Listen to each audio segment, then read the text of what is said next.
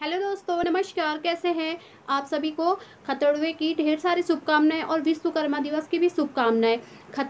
खतड़वा पर्व मुख्यतः शीत ऋतु के आगमन का प्रतीक माना जाता है। पशुओं की रोगों से ठंड से रक्षा की कामना के रूप में मनाया जाता है तथा जाड़े की शुरुआत के कारण रजाई कंबल निकलने लगते हैं। पहनने के गर्म कपड़े स्वेटर आदि उन्हें धूप में सुखा कर रख लेते हैं और गर्म कपड़े पहनने लगते हैं। कुछ लोग कथाओं के अनुसार खतड़वा पर्व को कुमाऊं मंडल के लोग अपने सेनापति, अपने राजा की विजय की खुशी में मनाते हैं। पहले जमाने में संचार के साधन नहीं थे। उस समय ऊंची ऊंची चोटियों पर आग जलाकर संदेश प्रसारित किए जाते थे, अथवा संयोगवश अश्विन संक्रांति किसी राजा की विजय हो या ऊंची चोटियों पर आग जलाकर संदेश पहुंचाया जाता था कि हमारे राजा की जीत हुई है।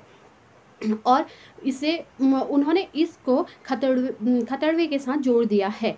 आश्विन मास में पहाड़ों में खेती का काम की मार पड़ी रहती है। खतड़वे के दिन सुबह साफ सफाई, देली और कमरों की लिपाई की जाती है। दिन में पूजा पाठ करके पारंपरिक पहाड़ी व्यंजनों का आनंद लेते हैं, क्योंकि आश्विन में काम ज़्यादा होता है और लोगों को खाने का टाइम नहीं मिलता है। इसलिए यह दिन निकाला गया है जिस दिन, और इस दिन गाय की उस दिन जो होता है मतलब खीर बनाने का महत्व ज़्यादा होता है। घर में बड़े लोग काम में बिजी रहते हैं और खतड़े को मतलब इस तरह बनाया जाता है कि डंडे बनाए जाते हैं जिसमें फ्लावर लाल लगा के उसे सजाया जाता है। और उन घर में जो होता है कि खतड़े के जो डंडे बनाने का काम होता है वो बच्चों को सौंप दिया जाता है। और जितने भी आदमी होते हैं उतने डंडे बनाए जाते हैं।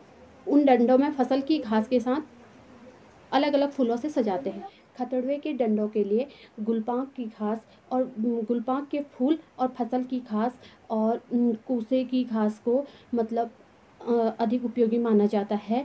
महिलाएं गाय के गौशाले को साफ करके वहाँ नरम नरम घास डालती है। उनके बैठने के लिए बिछौना जो पिरूल होता है उसे बिछाते हैं ताकि जानवरों को ठंडा ना लगे। और आज के दिन जानवरों को इतना घास खिलाते हैं कि जानवर कभी साल भर भूखे न रहें, प्यासे न रहें। उनको पेट भर आज खाना और पानी पिलाया जाता है और गायों को आशीष गीत गाकर खतड़वे की शुभकामनाएं देते। खतड़वा बैलो खतड़ू मनाने का चीड़ की लकड़ी की मसाल छिलुक जलाकर खतड़वा के डंडों को गौशाले के अंदर घुमाकर लाते हैं और यही कामना की जाती है आने वाली शीत ऋतु हमारे पशुओं के लिए अच्छी रहे, उन्हें ठंडा ना लगे और न उनकी रोगों से रक्षा हो।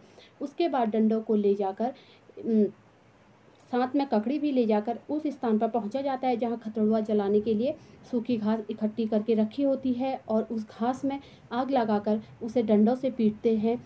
और उसके बाद उसमें ककड़ी डालकर, ककड़ी चढ़ाकर सभी लोग प्रसाद के रूप में उसे ककड़ी को लेते हैं और साथ में खतड़वा गीत भी गाया जाता है। भैलो खतड़वा भैलो, गाय की जीत खतड़वा की हार, खतड़वा नहगो धारो धार, गाय बैठो शियो खतड़वा पड़गो भ्यो। और इस बार तो खतड़वा भ्यो पड़ी गो किले की ये बार रत्ता बटी बारिश है। यह विल जो हमार गाय जीत हैगे, यानी कि हमार जो खतड़ू रात छी वो जीत हैगे और जो हमार रात छी वो जीत हैगे और खतड़ुआ खा रही। फिर घर के सभी सदस्य खतड़ुए की आग को पैरों से फेरते हैं, या इसके लिए कहा जाता है कि खतड़ुए की आग को कूद के या उसके ऊपर पैर घुमाकर फेरते हैं। उसे ठंड के मौसम में परेशानी नहीं होती है, उसे कोई ऐसे बीमारी वगैरह नहीं होती है, ठंडा परेशान नहीं करता है। खतड़ुए की आग को कुछ घर को भी लिया जाता है और उसे अपने कमरों में घुमा के जानवरों को भी आग दी जाती है ताकि हमारे जानवरों को साल भर मतलब ठंडा ना लगे। और उसके बाद पहाड़ी ककड़ी काटी जाती है, थोड़ी थोड़ी आग में चढ़ाकर बाकी ककड़ी आपस में प्रसाद के रूप में बांटकर खाई जाती है। सबके लिए विशेष प्रसाद में कटी हुई पहाड़ी ककड़ी के बीजों का खतड़ुआ के दिन तिलक लगाया जाता है।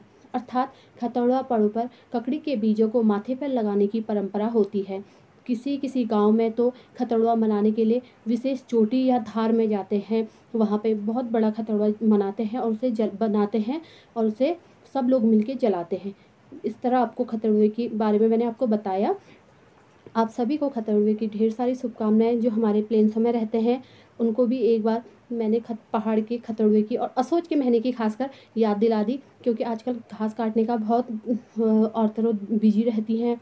हम लोग भी अपने टाइम पे बहुत इस तरह मेहनत करते थे, घास वास काटने जाते थे, बिजी रहते थे और अब तो नहीं हो पाता है। आप सभी को ढेर सारी खतौड़े की शुभकामनाएँ। फिर से मेरा आपको नमस्कार।